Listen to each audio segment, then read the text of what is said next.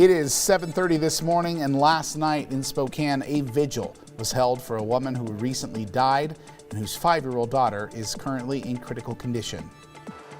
If I ever needed backup, I'll tell you what, she was on speed dial. KREM 2 was there to hear from the friends and family of the victims. We have that coming up. Plus, Spokane Public Schools has reviewed your responses to their survey about a possible new stadium in town.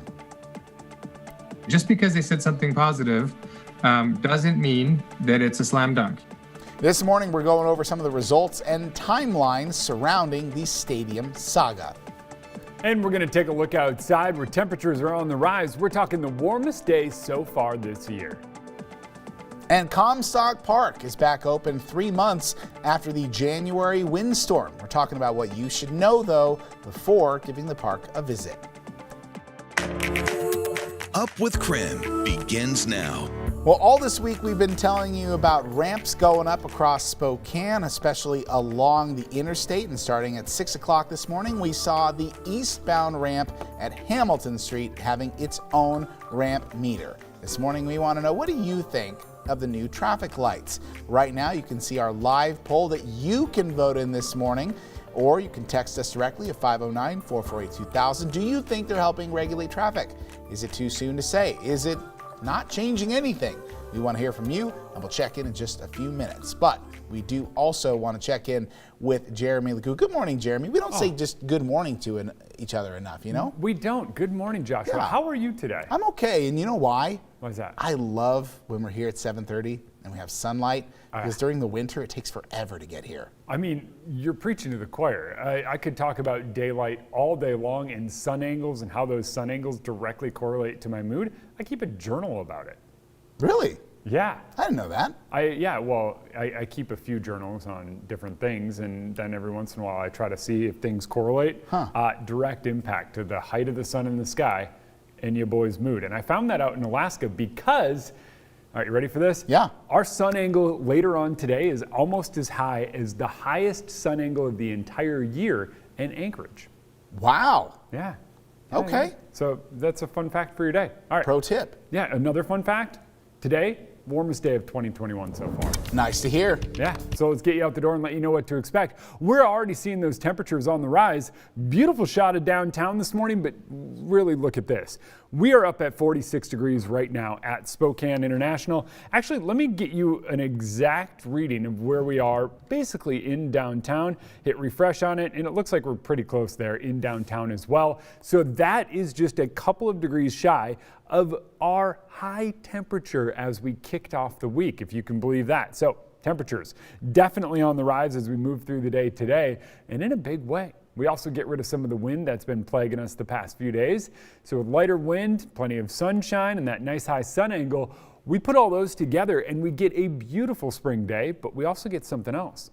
And that's the warmest weather we've seen so far this year. By this afternoon, we're up in the mid to upper 60s. I threw 68 out there as our high temperature, but to be the warmest day so far this year, 65. That's it. That's all we have to do, and that's going to happen rather easily this afternoon.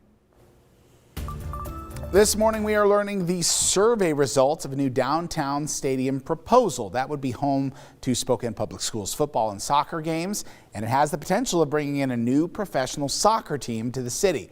The Board of Spokane Public Schools did review the results of this massive survey yesterday, and it asked people what they thought of the new proposal to build it downtown compared to the idea of at the Joe Albee site. Now, Tim Pham joins us this morning with a breakdown of what we know so far and more on those plans moving forward. Hey, good morning, Tim. Good morning to you, Joshua. Yeah, you never know what you're going to get when you put out a public survey like this, but in this case, the results were really good. About 7,700 people actually responded to this survey, and 5,000 of those 7,700 are in favor of supporting a downtown proposed site for this stadium. There were a lot of reasons why people expressed their support, including a lot of people saying that the central location, and they say that it'll feel more accessible and it'll be good for the local economy. Still, there are plenty of people who want the project to remain where it is in Northwest Spokane at Joe Albee. Arguments for that include the results of the advisory vote a few years ago. concerns about parking and the effect the stadium could have on the nearby Spokane Civic Theater. Just because they said something positive doesn't mean that it's a slam dunk. You actually still have to listen and come up with a solution that's going to meet the needs of people and consider their concerns. School board members are rescheduled to meet and discuss this issue at their next meeting, which is on April 21st. However, they didn't say if any action or if they would decide anything at that meeting next week. But of course, we'll keep you updated and let you know what happens. Reporting in Spokane, I'm Tim Pham. Back to you. Here at 7:35, we are tracking breaking news in regard to the Derek Chauvin trial. The former police officer charged with the death of George Floyd is expected to plead the fifth today, meaning he will not testify in his own defense. And of course, we are hearing that from some of our reporters from our sister station in the area. And of course, we're going to give you a live look into the courtroom this morning. It could also be the final day of testimony in general. We're hearing from our sources closer to the scene that the defense is expected to call another medical expert to the stand today. Let's listen in to the moment here. A conference that they had with Dr. Tobin. It's date stamp 50417. They identify 4 areas of potential rebuttal. The first being that Dr. Tobin will testify regarding the significance of the hypoxic changes from a physiology and clinical standpoint, including his conclusion that the anoxic seizure is not indicative of a primary cardiac event based on the timeline of significant events. I believe that Dr. Tobin has already extensively testified as to his opinion of the significance of the anoxic seizure. I mean, that formed a large basis of his testimony and how he concluded that. Now, the fact that there is a differing opinion that it's a cardiac event instead of a hypoxic event that's the nature. Again, state has had ample notice. It's not rebutting. And of course, we want to just clarify, we are talking about the potential that the defense is looking into at adding new evidence to this, submitting new evidence to the process. Of course, we will wait to see what the judge rules on that decision, and we'll keep you updated with any new developments on the trial right here on the CW22 this morning. We'll have more information in our 8 o'clock half hour for you. You can also always check KREM.com to follow along live. Meanwhile, protesters did turn out again last night in Brooklyn Center after the mayor called for calm in the wake of Dante Wright's shooting death by a former police officer.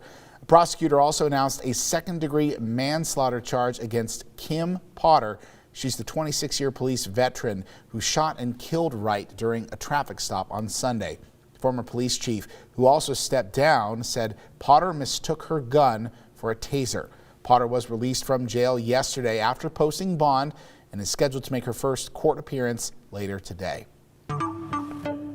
7:38 this morning, the Spokane community came together for a candlelight vigil last night, gathering to honor a North Spokane woman who was killed in her home over the weekend. The Spokane County Medical Examiner confirms 35-year-old Cassie died from multiple stab wounds. They are calling the manner of death a homicide.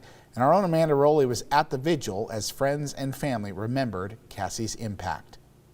We're here to celebrate Cassie's life tonight and bring love and light to the family during this very, very dark time. Cassie was a beautiful soul. She was kind, caring, loving. So on behalf of our entire family, thank you all for being here tonight in the remembrance of Cassie and in supporting our family during this time. Your love, kind words, and prayers have been heard so loud and have been an immense help these past few days. We are still waiting to hear about the condition of Cassie's daughter. She has undergone surgery and was in the hospital at our last check. The suspect, meanwhile, remains in police custody at the hospital.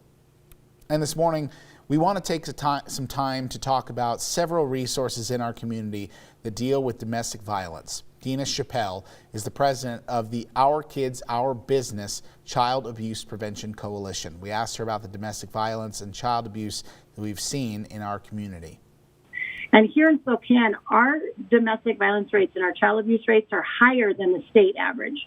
And I think with COVID, the isolation that's presented. We've seen an increase in intimate partner violence and domestic violence.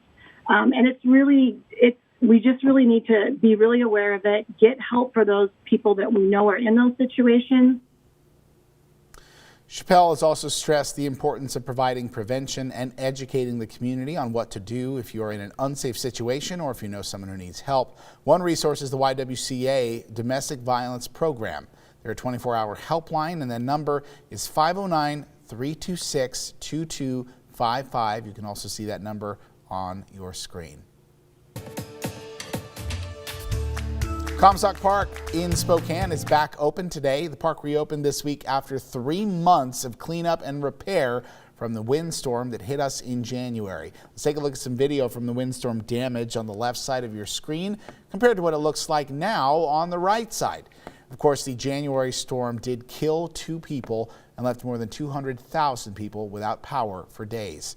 The city of Spokane says the storm resulted in $700,000 worth of damages throughout the city. Comstock Park on the South Hill lost about 50 trees. Just the impact, incredible. It looked like a war zone.